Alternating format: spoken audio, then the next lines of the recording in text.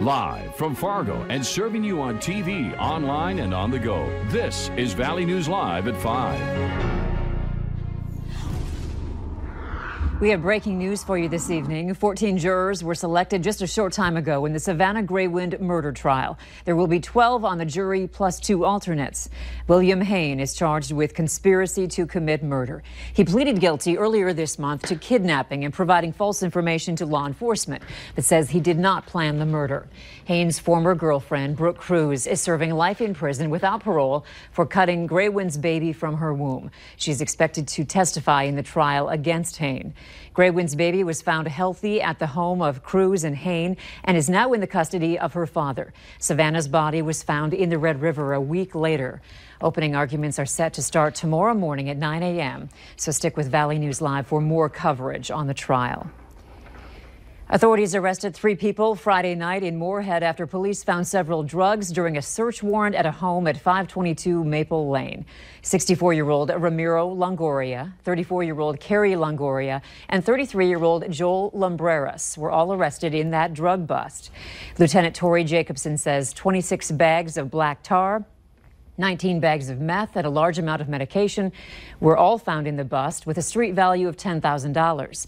Officials say the product in this case has been linked to one overdose in the metro area. A 31-year-old man has pleaded guilty to kidnapping and assaulting an Alexandria, Minnesota teenager. Police say Joshua Holby is one of 3 men involved in the kidnapping of 15-year-old Jasmine Block in August of 2017. Investigators say the 3 men tied up, abused, and tried to kill Block after taking her from her Alexandria home. Holby is expected to serve more than 7 years in prison. One of the co-conspirators, Stephen Powers, is charged with kidnapping, criminal sexual conduct, and false imprisonment.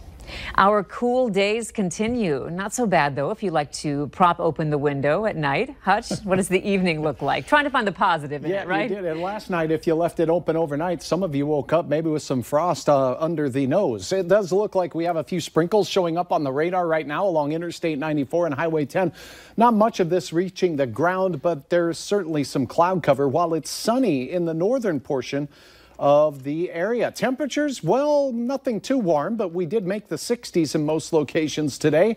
It was 70 the last hour in Sisseton, now cooling to 69. Bemidji, 61 degrees out there. In Fargo tonight, we'll see temperatures quickly fall, but it does not look as cold as last night, with temperatures in the 50s for much of the evening. It looks like likewise in Grand Forks, clear skies through the evening hours with temperatures dipping into the 40s by midnight. Rain is in the forecast by daybreak for some of you, so you may need to have that umbrella handy as you head out the door. We'll tell you where and have a look at even more rain in the forecast here in a minute. Okay, thanks, Hutch. You bet. Is it a criminal matter or simply small-town politics? A Lisbon homeowner has had it.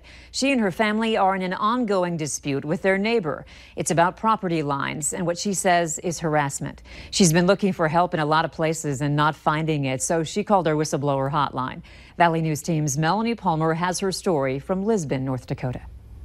It's like he's trying to chase us, keep us away. Justine Nieves and her family have had it. They say they're living in a nightmare. And this is where my husband was when he initially did that first assault on him. It's a quiet residential area on Elm Street in Lisbon. They bought this home here about 6 years ago and then saw an investment opportunity right across the street from where they live. But little did they know they would have problems with the neighbor. My husband was in the back side of the house getting rid of shrubs and doing some yard work with my dog.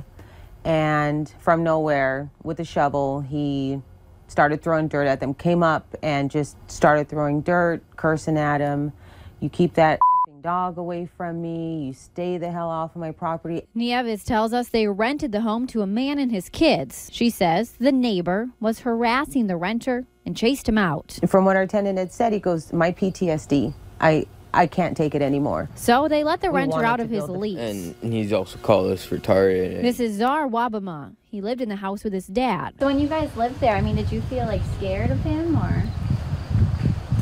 I was less scared and more pissed off. He once said that kids get off my lawn. But that's only part of the story. Nieves and her husband decided it would be best to put up a fence, kind of like this one. But before they did that, they had their property surveyed. And it shows that everywhere he has an encroachment And they found, oh my gosh, this is all of our property. He knowingly has stolen it. So they got a lawyer, and so did he. And that's where it sits today. It's been almost a year since Nieves says she's heard from her attorney. They still have their house, the neighbor is still on their property, and their nightmare on Elm Street continues. In Lisbon, Melanie Palmer, Valley News Live. We tried talking to the neighbor. We knocked on his door and also called him back, but have yet to hear back from him. We were also wondering why the city isn't stepping in to help. City leaders tell us they're not touching it and that it's a civil matter. If you need help uncovering fraud and corruption in your community, call our whistleblower hotline, 237-6576. You can leave your tip, and then a member of our investigative team will get on the case and go to work to expose the truth. Minnesota's most populated state prison was on lockdown this morning after an inmate punched a corrections officer in the face. The female guard who was punched suffered a broken eye socket. The assault happened yesterday morning in the dining hall of the Faribault State Prison. Corrections officials say 3 other officers who stepped in to help were also hurt. All 4 injured officers were taken to the hospital. The inmate was put in restrictive housing. This is the second time in 2 months that Faribault has been on lockdown. It has a medium security facility within its secure perimeter and a minimum security facility outside of it. Faribault houses about 2,000 male inmates. A North Dakota man accused of exposing himself to an 8-year-old girl has changed his plea. Richard Scott of Bismarck has been charged with solicitation of a minor, indecent exposure, and child neglect. Burleigh County Assistant State's Attorney Julie Lawyer says Scott gave an Alford plea for 2 of the 3 charges and pleaded guilty to child neglect. The judge ordered a pre-sentencing investigation. A woman accused of driving drunk is behind bars after her car got stuck on railroad tracks in downtown Moorhead. Authorities say 34-year-old Mallory Allen of Moorhead was taken to jail on a DWI charge. An officer on patrol spotted the car hung up on the tracks between Main and Center Avenues near 8th Street around 12:30 Tuesday morning.